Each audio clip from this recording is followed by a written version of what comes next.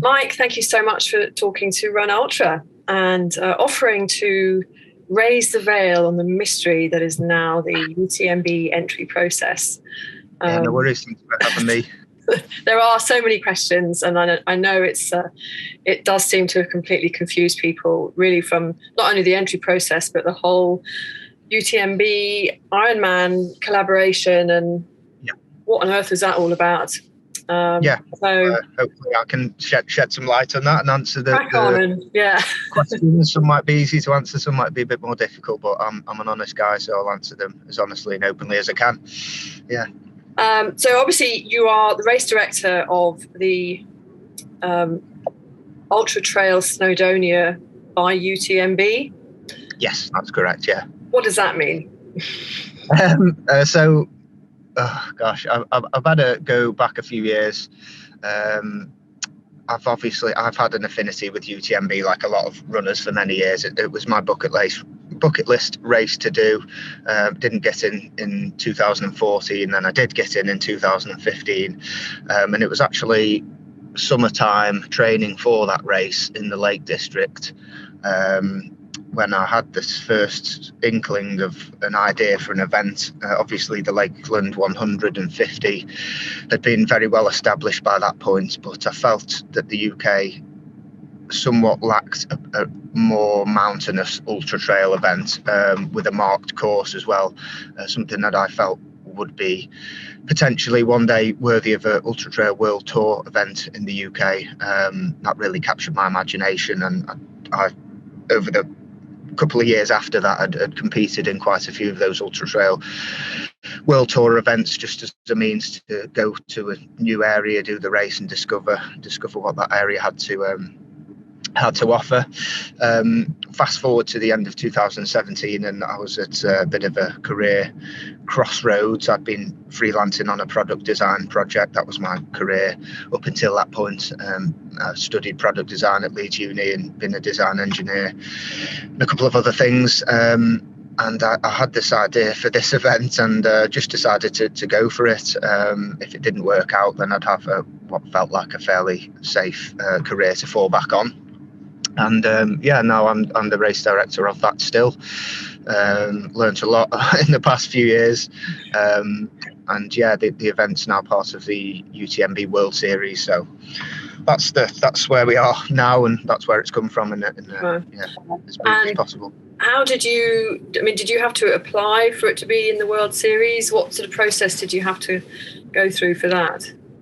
So I mentioned the Ultra Trail World Tour, then that was founded in 2014. That was actually the idea of Michel Paletti, who's one of the founders of UTMB itself, and he had a vision to create a circuit of individual events, to create a global circuit and try and raise the profile of ultra trail running globally, invite elites to these races and create that circuit.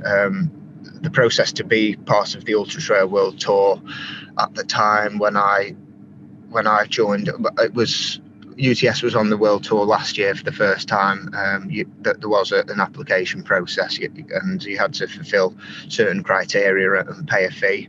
The Ultra Trail World Tour was acquired by UTMB Group. I can't remember exactly when, but a few years ago. So there was a link there. Okay. And last March, I got an email from UTMB, the contact there, saying, "Can you sign this NDA? We would like to have a talk about something." And at first, I just thought maybe they've got a new sponsor for the Ultra Trail World Tour or something. And that's when they told me about this new World Series that they were forming, and that they'd like UTS to be the UK event to join this new series. And at first I was a bit taken aback. I didn't really know what that meant. Probably sounded very naive, but when I asked a few more questions, that involved them acquiring the event, basically. So UTS is now owned by UTMB. And it's the World Series event for the UK now. So I'm technically employed by them to run the event, which is okay. Interesting. Yeah, the sale's not completed yet, but I mean, UTS has been my little baby for a few years, and it wasn't a decision that I jumped into straight away. At one point, I actually said I'd like to keep it for one more year just to see how it grows, because when you're valuing something that's growing, you don't know what trajectory it'll be on, and we had some. I had my ideas about a few things, and they had theirs. So.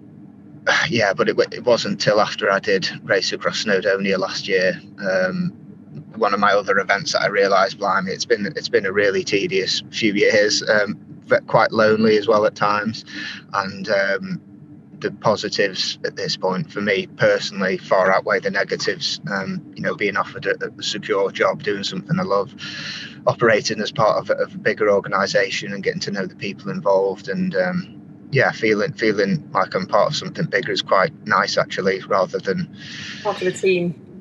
Yeah, there's pros and cons. Like, they have their own operational guidelines that we have to run the event to, and they are pretty high, like a lot higher than I would have been prepared to run the event to myself. So with that comes a very big budget, though. So in terms of the quality of the event that we're aiming for with UTS in the UK, I don't want to say money's no object, but the money's there basically to do the absolute best job we can.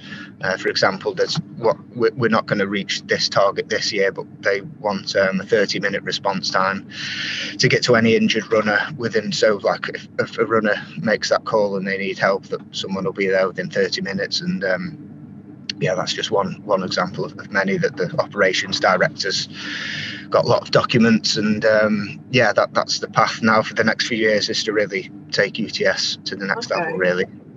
So is that the purpose of buying the race, is so that they've got control of it?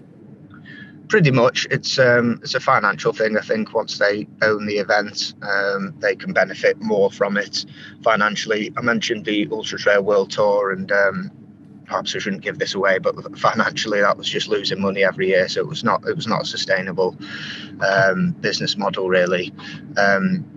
We'll talk about Ironman in a bit, I'm sure, but they've got their own model where they have Ironman Hawaii, which is seen as the crown jewel event.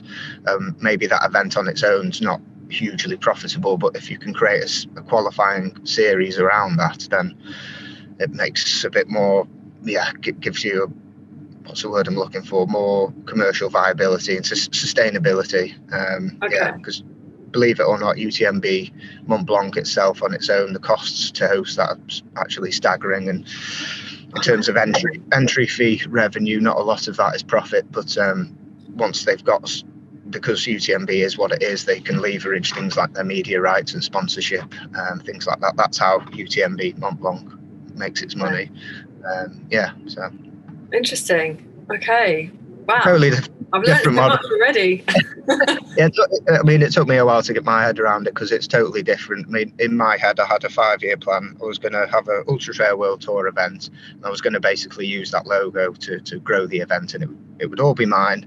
I'd take full responsibility for everything, this is a very big, it's not that big really, big shift away from that, being employed by them to run the event for them, basically.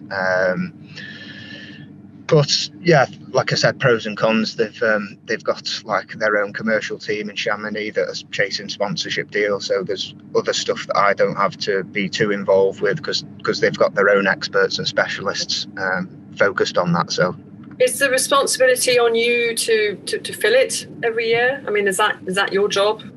There are entry targets. I'll be honest. I think the target for this year was 1,500 runners across the 3 events. Looks doubtful if we'll hit that, but I think at least 1,000 would be realistic now.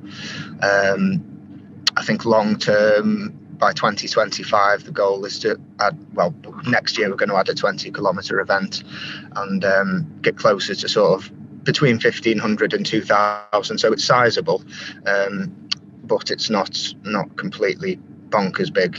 Some big European ultras are well over 4,000 or 5,000 total participation levels. But I don't think the UK, with our trail network and aid stations and stuff would cope with something that big unless the routes were heavily compromised, and that's not what we want. So I always had Lakeland 50 and 100 as a sort of benchmark of how I wanted UTS to feel, and they had quite a big step up in participation last year, but in years gone by it's been around 1500, judging by the results when I last did it in 2019, and it feels big. So there's an atmosphere there, but it's still small enough to be personal, and has an intimate vibe to it. So that's kind of the sweet spot where we want to be, an event that's financially sustainable with good numbers, but not so big it's to its own detriment.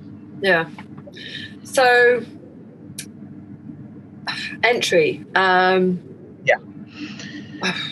don't even know where to start. Can we just enter your race without any issues? Yes. UTS at the moment, you can enter. We're still taking entries.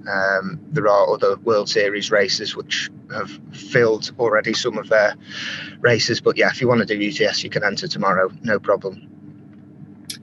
And what does doing UTS mean if you then want to go on and do UTMB? So I'll break this down into two parts, a little bit to cover. If you want to enter UTMB Mont Blanc now with this new World Series, all World Series races offer what they call a running stone. So in the past, it used to be a points-based system. A lot of races all over the UK, I think I counted about 141 year. It's quite a straightforward process, and you could apply to offer UTMB points for finishes at your race. So if you wanted to enter UTMB, this is a process I went through in 2015. Within the last 2 years, you had to have accumulated, I think it was 10 UTMB points from no more than 2 races. And there was no financial incentive from UTMB to offer that. They just want to ensure that the people who are throwing their name into the hat have got some experience, basically. So if you wanted to do the 100 mile UTMB, it was 10 points over 2 races. So that meant you had to do like a 6-pointer and a 4-pointer or something and those would be pretty tough races. But now it's all about the running stones. So moving forwards, there's still a little bit of confusion even with other race directors as to what's what really. But just to be clear, you need a running stone, at least one. You can accumulate them to increase your chances in the lottery. They can only be gained from UTMB World Series races. So Okay. So what is a World Series qualifier? Yeah, good point. And even I'll admit the term is a little bit confusing. So if we had a case where World Series events are full, by completing a World Series qualifier event, and that's a very similar process to the points, you just apply, upload your route details, and then you get a sticker to use on your website, a logo even. Yeah.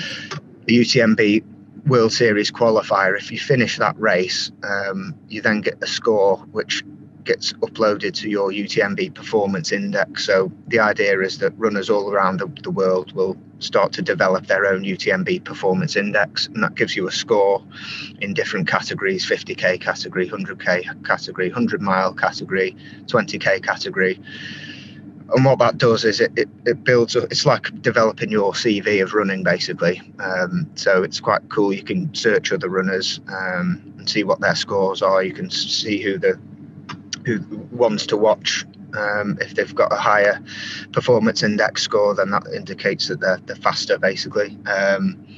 But that doesn't have anything to do with your eligibility to enter the lottery. So you need a running stone still. Okay, so it's completely it makes no difference to the entry process to UTMB itself. A little bit. So if you wanted to enter UTMB Mont Blanc, the 100 miler round Chamonix, you would need at least one running stone, and you would also need a performance index score in either the 100k category or the 100 mile category. So it's kind of proving that you've got experience in those distances, really. Okay. So yeah, the I've seen this logo on other event websites, and they say, "Oh, we offer UTMB points," but that's a little bit misleading because it kind of, and I don't know how we can communicate this to other race directors. Oh, interesting. Okay, yes. The logo itself is confusing because it kind of, I can forgive race directors for saying that because it says World Series qualifier or 50k qualifier, but it's maybe I need to speak to someone in graphics and marketing at UTMB. Yes. But yeah. Oh, that's interesting. So really, what they're trying to do is emulate what the ITRA have done with their points and their system. On that, the ITRA or whatever you want to call it was that was again the same guy, Michel Paletti's idea to create that. I don't know what the politics are behind this, but the UTMB basically developed that. It had a name, ITRA, performance ranking system. Yes, performance index or something. Yeah. Yeah. So UTMB and ITRA have completely split off from each other now and parted ways, and UTMB have their own, which is very much the same system. Okay. And they use it to calculate how tough a race route is based on its elevation gain per mile. I think they call that the kilometre effort or something. Yeah. Okay, but it's only relevant to UTMB races. They only list the qualifying UTMB qualifying races. So.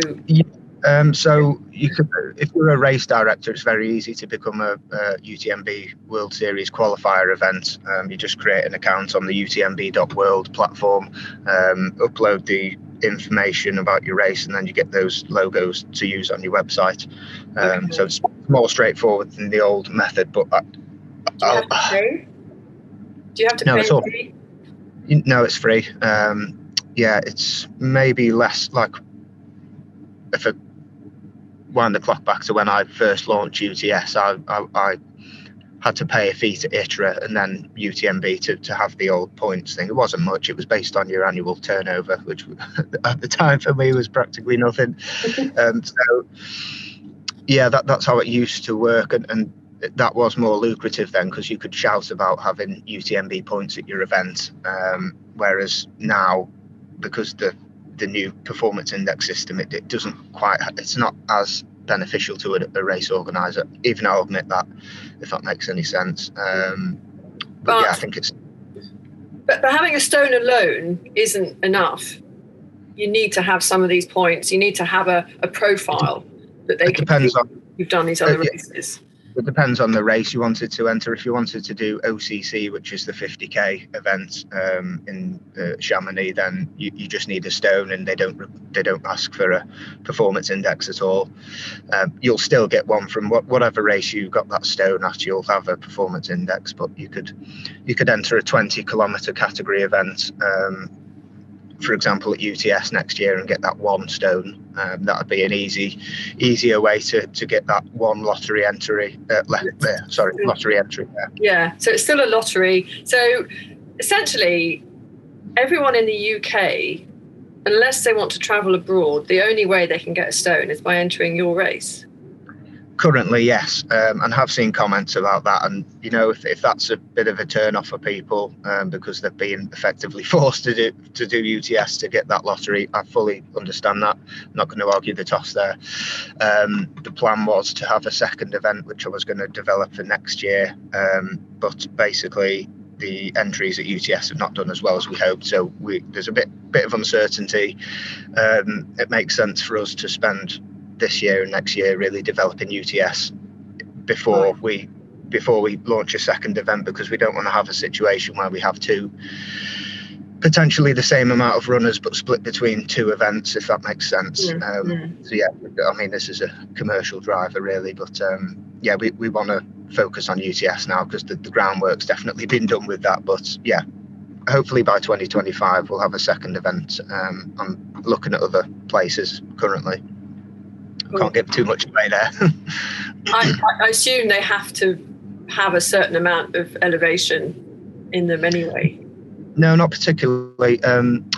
So the concept behind the second event, I was thinking to have something that was a bit more easy, basically, because UTS is notorious for being a very difficult race. So I wanted to have an event that complemented that was a bit more runnable. Time of year wise, I was looking at April, a nice spring event with a 20k, 50k, and 100k races. And maybe people would do that as a training race for other summer events, that kind of thing. So that's where I was going with this second event potentially. Yeah. Oh, interesting. Okay, so Ironman, please enlighten us. Yeah. I'll help address the elephant in the room. I know it's got a lot of it's made a lot of people's it's got people's attention. So I'll talk about the business stuff behind that a little bit. A few years ago, a company called OC Sport bought a stake in UTMB with the goal of developing the brand internationally. So they launched events like Thailand by UTMB, Panda Trail by UTMB, Ushuaia, Oman by UTMB, various events that were branded by UTMB. They then apparently recently sold that stake to Ironman. So Ironman have now bought in own a share of UTMB Group. I mean, I don't know what the conversations they were having, what they looked like, but I think Ironman saw an opportunity similar to where they were decades ago now, where a company's got like a crown jewel event like UTMB have, and how can you develop that with a series of qualifying races, really. So I was in Mallorca a couple of weeks ago at the UTMB World Series conference, and Ironman were there. It was really interesting to learn a little bit more strategically about what they've done. I mean, Ironman are a lot bigger than UTMB.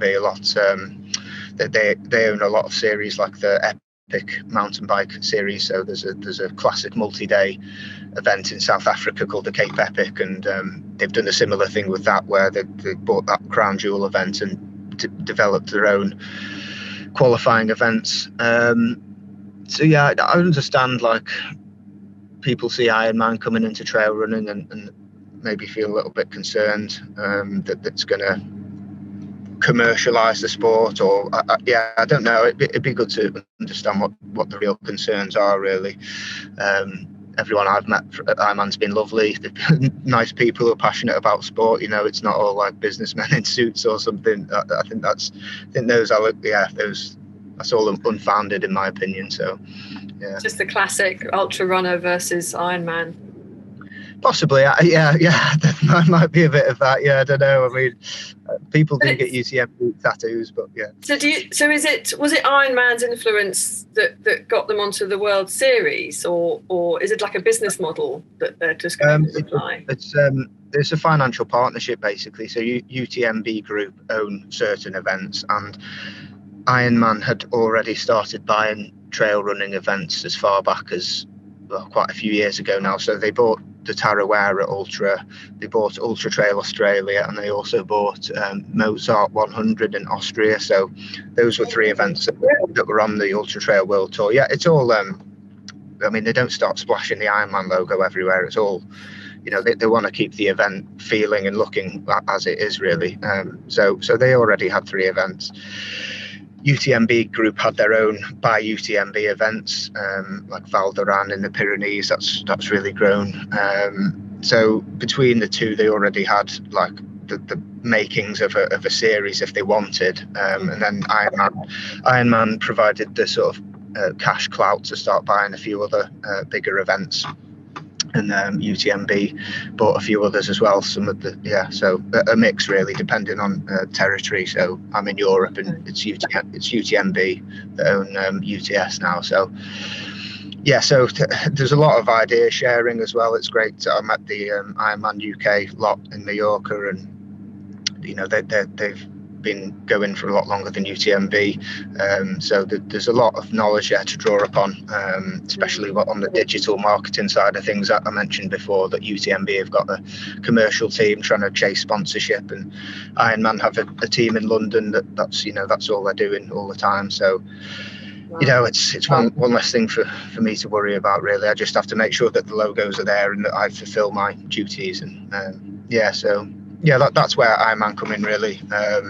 Whether or not you think that's too commercial, that's fine. Everyone's entitled to their own opinion. What I will say is it's not our goal to try and change the trail running scene for the worse by like turfing other events out or competing, or it's not our goal at all. The trail running scene's big enough for, you know, small not-for-profit events, and we just want to do the best we can in terms of event organisation standards and quality. So I mentioned a few things before, and that's what we're passionate about. We want to create a World Series circuit that is seen as, in terms of event standard and runner experience, is second to none, really.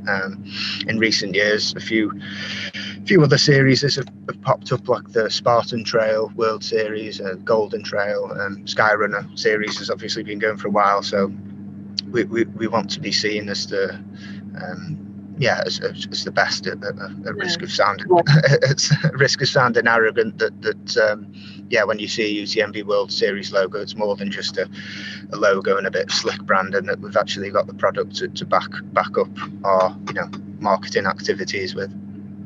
A slickly run, efficient event that's I'd like to think so. I mean, I'm spending an awful lot of time on this, and recently I've been given the green light to take on an operations manager full time. So the resources are there to do the best we can.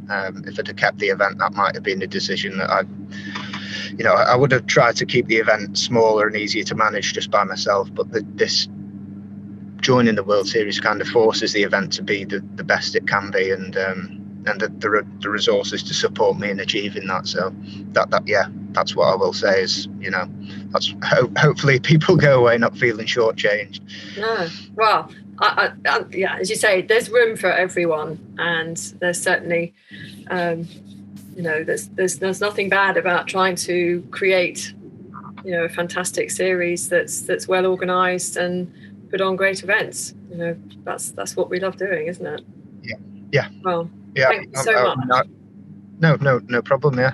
I think you've cleared up a lot there, certainly with the entry process.